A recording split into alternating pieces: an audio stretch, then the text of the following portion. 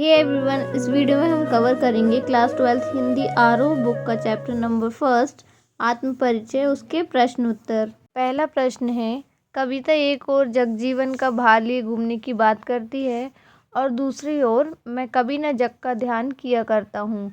विपरीत से लगते इन कथनों से क्या आशय है? इसका उत्तर हो जाएगा, जगजीवन का भार लेने से कवि का अभिप्राय है कि वह सांसारिक दायित्वों को निर्वाह कर रहा है। वह आम व्यक्ति से अलग नहीं है। वह सुख दुख, हानि, लाभ आदि को झेलते हुए अपनी यात्रा को पूरा कर रहा है। और दूसरी तरफ कवि कहते हैं कि वे संसार की तरफ ध्यान नहीं देते और कवि सांसारिक दायित्वों की अनदेखी बात नहीं करते और वे संसार की निरर्थक बातों पर ध्यान न देकर प्रेम पर केंद्रित रहते हैं। आम व्यक्ति जो रहते हैं समाज की बाधाओं से डरकर कुछ नहीं कर पाते। वह सांसारिक बाधाओं की परवाह नहीं करते और इन दोनों पंक्तियों के अपने निहितार्थ हैं। ये एक दूसरे के विरोधी न होकर पूरक हैं। दूसरा प्रश्न है, जहाँ पर दाना रहते हैं वहीं नादान भी रहते हैं। कवि ने ऐसा क्यों कहा होगा? उत्तर हो जाएगा, नादान यानी मूर्ख व्यक्ति सांसारिक मायाजाल में उलझ जाते हैं। मनुष्य इस मायाजाल के निरर्थक मानते हुए भी इसके चक्कर में फंस जाता है। संसार असत्य है। मनुष्य इसे सत्य मानने की नादानी कर बैठता है और मोक्ष के लक्ष्य को भूलकर संग्रह वृत्ति में पड़ जाता है। प्रश्न नंबर 3, मैं और जग और कहाँ का नाता। पंक्ति में और शब्द की विशेषता बताइए। इसका उत्तर हो जाएगा, यहाँ और शब्द का प्रयोग 3 बार हुआ है। यहाँ यमक अलंकार है। पहले में कवि अपने आप को स्वयं आम व्यक्ति से अलग बताता है। दूसरा, आम आदमी की तरह भौतिक चीज़ों के संग्रह में नहीं पड़ता। दूसरे और के प्रयोग में संसार की विशिष्टता बताया गया है।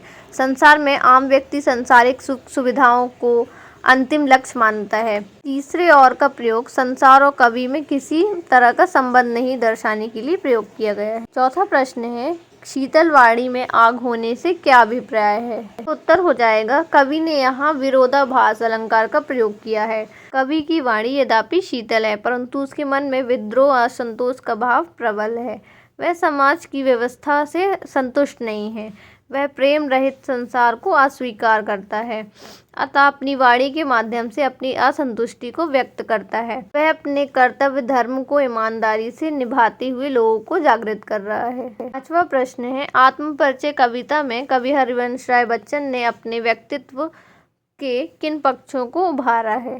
तो उत्तर हो जाएगा, आत्मपरिचय कविता में हरिवंश राय बच्चन ने अपने व्यक्तित्व के निम्नलिखित पक्षों को उभारा है।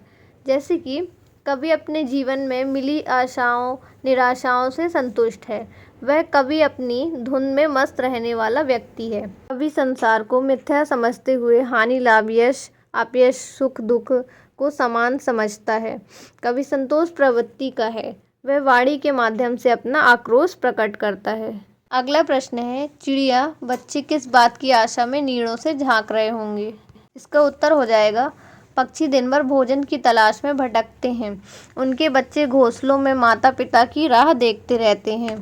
पिता उनके लिए दाना लाएंगे और उनका पेट भरेंगे। वह माँ बाप के स्नेहिल स्पर्श पाने के लिए प्रतीक्षा करते रहते हैं।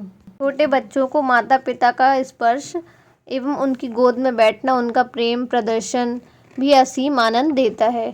सबकी पूर्ति के लिए वह नीड़ों से झांकते हैं। अगला प्रश्न है, दिन जल्दी जल्दी ढलता है कविता का उद्देश्य बताइए।